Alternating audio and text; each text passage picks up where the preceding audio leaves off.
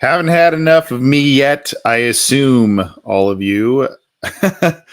We went live just a little bit ago, and of course, after we go off the air, we sit here and we talk about how the starters aren't going to play in week 18 and, kind of resign to the 3 seed. And all of a sudden, the NFL does its thing in the wake of what happened Monday night. So I'm giving you a brief update here. I'm Anthony Cosenza with Cincy Jungle, and this is the Orange and Black Insider Bengals podcast coming at you. Boy, oh boy, did the league surprise us on this one.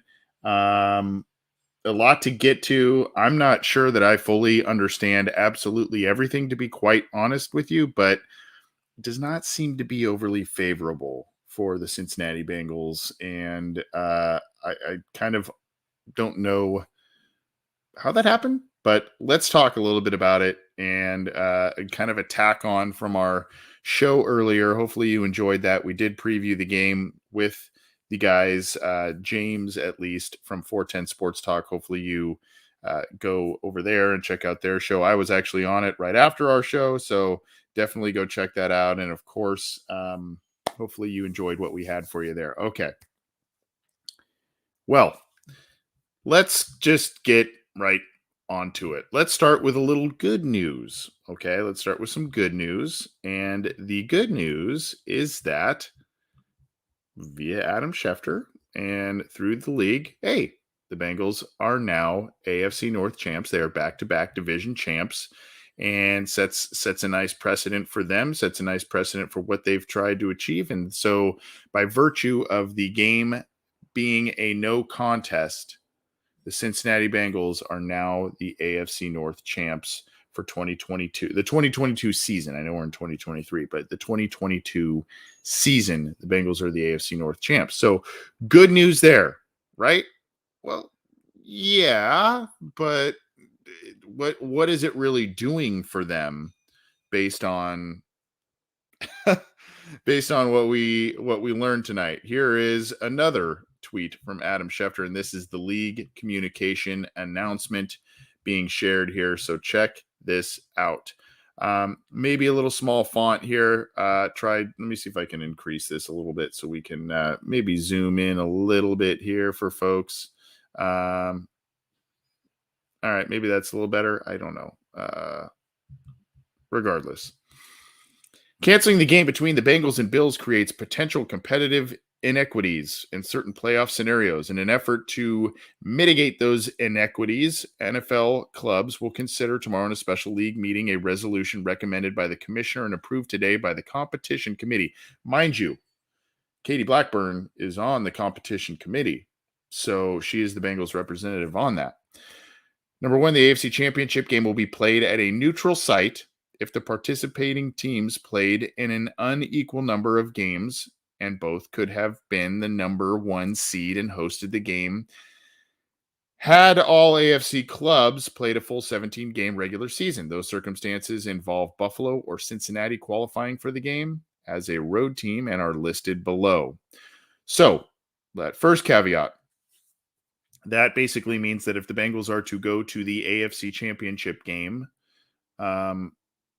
it is going to be, depending on who they play, either a road game or I think it's a road game based on what I'm reading there. Okay, scenario 1, Buffalo and Kansas City both win or both tie. And this is the AFC Championship game scenarios. A Buffalo versus Kansas City championship game would be at a neutral site. Buffalo and Kansas City both lose and Baltimore wins or tie. A Buffalo versus Kansas City championship game would be at a neutral site. Scenario 3, Buffalo and Kansas City both lose and Cincinnati wins. Funny how that's scenario 3 laid out, but okay, whatever. A Buffalo or Cincinnati versus Kansas City championship game would be at a neutral site. That is the big takeaway there. A Buffalo or Cincinnati versus Kansas City championship game would be at a neutral site because this game did not decide a 2 seed, etc., or potentially a 1 seed because it did not get completed.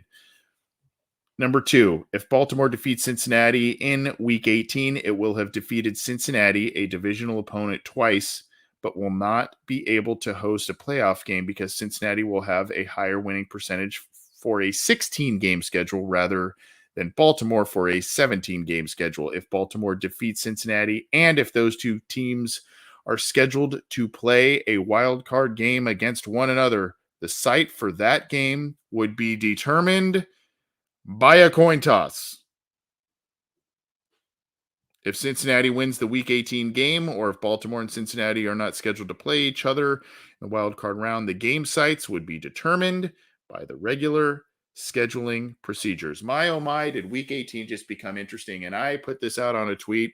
My assumption is that the league is definitely emphasizing teams and the Week 18 games that they put out there, namely divisional games and games that often have playoff implications. They want as many of those games to be watched, viewed, and be as interesting as possible and not have teams sit their starters. And this Week 18 game against Baltimore, given some of the indications we had about this Buffalo-Cincinnati Monday night game being a no contest, this was leading towards both of those teams likely not playing a lot of starters, likely not giving a lot of effort in this game, because most would have been resigned that Baltimore was going to get the 6 seed, Cincinnati was going to get the 3 seed. They were going to play each other a week later. That's changed quite a bit. I don't even know if I want to read the quote from Goodell, honestly. So that is what is occurring right now with the schedule, with the Cincinnati Bengals. Week 18 just it became immensely interesting because now both of these teams have to really play their starters. It looks like Lamar Jackson won't play this week, so maybe the Bengals won't have an issue really, taking care of business this week. I don't mean to downplay things with Tyler Huntley, but if you listen to our episode earlier, you would have found out and known that the Baltimore Ravens have had a big problem scoring points without Lamar Jackson in the lineup. So that is something most definitely to take note of here. Let's keep going here. So we have, I'm going to share a couple of tweets here from people who are much smarter than I. And this would be from Mr. Paul Daner Jr. of The Athletic. Only he could put it so eloquently and succinct as this. This is an unbelievable sequence of events, quite honestly. Check this out, how he puts this. This year, the Bengals ended up with 7 home games, 9 road games, and a first place schedule, which is now kind of, is vice versa. Last year, they had the 9 home games, how they split that up now with the 17 game schedule. So, it kind of flip flops year to year in terms of getting one more home game, one more road game, that sort of thing, unless, of course, you play in Europe, that sort of thing. Still, 7 home games, 9 road games, and a first place schedule. They've won 7 in a row, will be AFC North champions, and face a possible scenario having to survive a coin flip to avoid playing every playoff game away from Paycor Stadium. That wasn't even the case last year. If you remember, they had the wild card game at home against the Las Vegas Raiders, won that one, and then took the other 2 games on the road, almost won the other one on the quote-unquote neutral site, which was the Rams' home stadium, and barely lost that one. So it's just when Paul Daner puts it that way, it's like, wow, that's one way to look at it. Okay, now Charlie Goldsmith from the Cincinnati Enquirer. I like this, how he put this. These are the 3 possible playoff paths for the Bengals. And this is a little bit of a thread here. 2 seed. If they get the 2 seed, that would be a win next week and the Bills lose to the Patriots. That would mean that they are home versus the 7 seed. And that could be a number. That would be this one, depending on how things play out, could be the Steelers, could be the Patriots if they beat the Bills here next weekend. So this could be a very interesting scenario. Home versus the Bills and at the Chiefs. Unless the Chiefs lose to Las Vegas, then the game is at a neutral site. You following this yet? Unbelievable. The 3 seed, which if the Bengals get the 3 seed, that would be them winning and Bills win, or Bengals lose and the Chargers lose. That would be home versus the 6 seed, which in all likelihood would likely be the Baltimore Ravens, but things could shake out differently. At the 2 seed and at the 1 seed, which would likely be the Bills and the Chiefs in this scenario. A 3 seed again is them losing, the Chargers winning. They would have the coin flip versus the Ravens at 2 seed, at the 1 seed, which is Bills Chiefs. And then here he kind of summarizes in short: without an upset in the playoffs, the Bengals would have to face the Chargers or the Ravens, then the Bills and the Chiefs, then the other one of those two teams, depending on who gets the 1 seed. They could then host Buffalo in round 2 or go to either Buffalo or Kansas City for a road game. Holy moly, this is convoluted. Now, obviously, we know why we are in this scenario, and thankfully the person at the that was injured Monday, Damar Hamlin, thankfully he is making progress. As we have said all along, that is the most important thing in all of this, based on how scary everything was on Monday night. But unfortunately, the fallout with this is not so much what everybody expected, and not so favorable to the Bengals' road to the Super Bowl and through the playoffs. So this is something that Cincinnati's going to have to deal with. They may have a very difficult and confusing path through the playoffs. But I said this, and I will say this again. This team has shown under Joe Burrow and Zach Taylor over the past couple of years, especially, they've shown a lot of fortitude and a lot of guts in a lot of different respects. And you can take that all the way back to Joe Burrow coming back and taking his team to the Super Bowl a year after having his knee torn up, when a lot of people didn't think they would be much of anything last year. That's one way to look at it.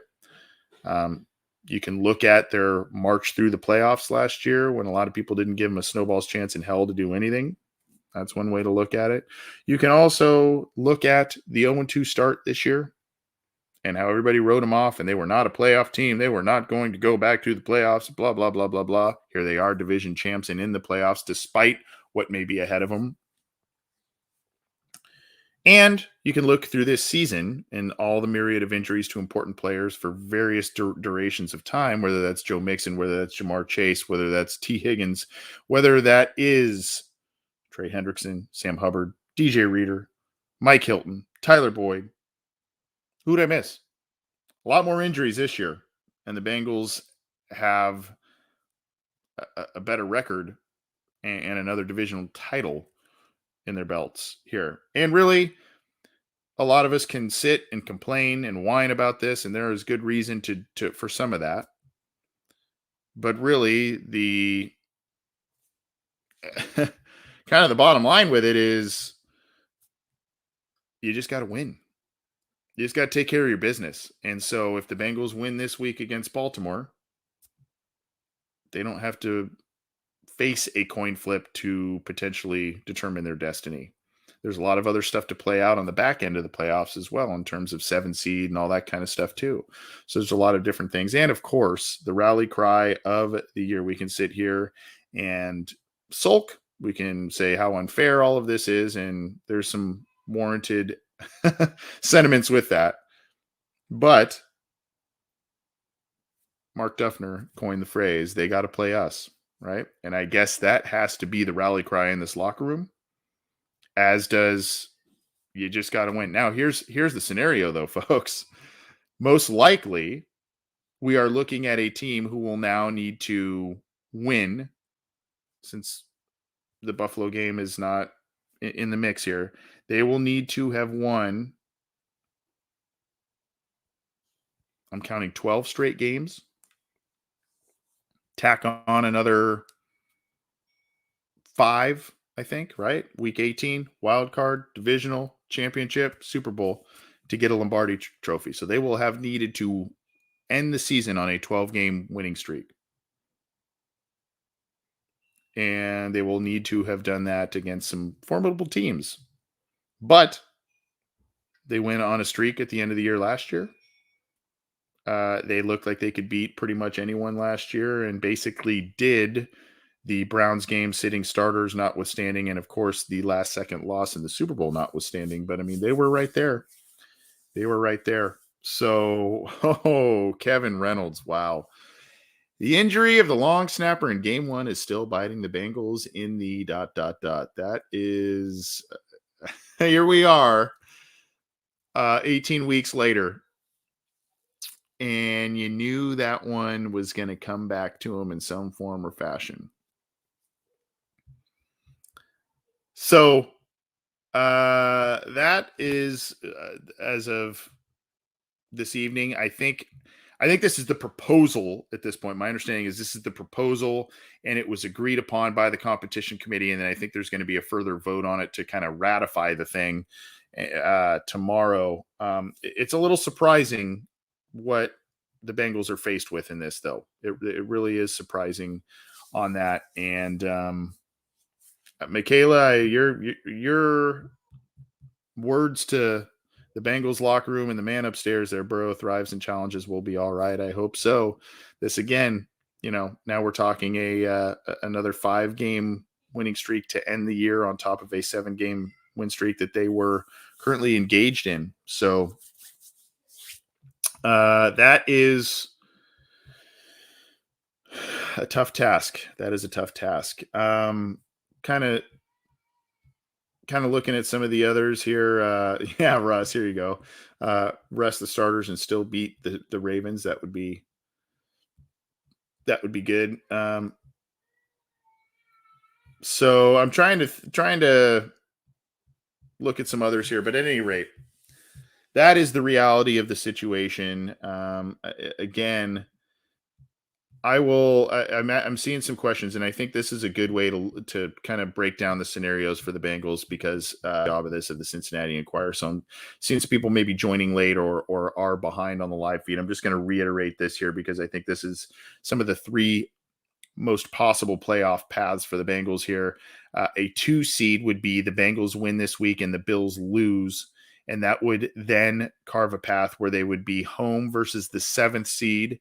They would then, if they won that game, they would be home versus the Bills, which is ironic because a Bills-Bengals game would be it's very interesting that one would not be the neutral site one based on all of this. But regardless, home versus the Bills, and then they would go at the Chiefs for the AFC Championship game again, if that's where it went.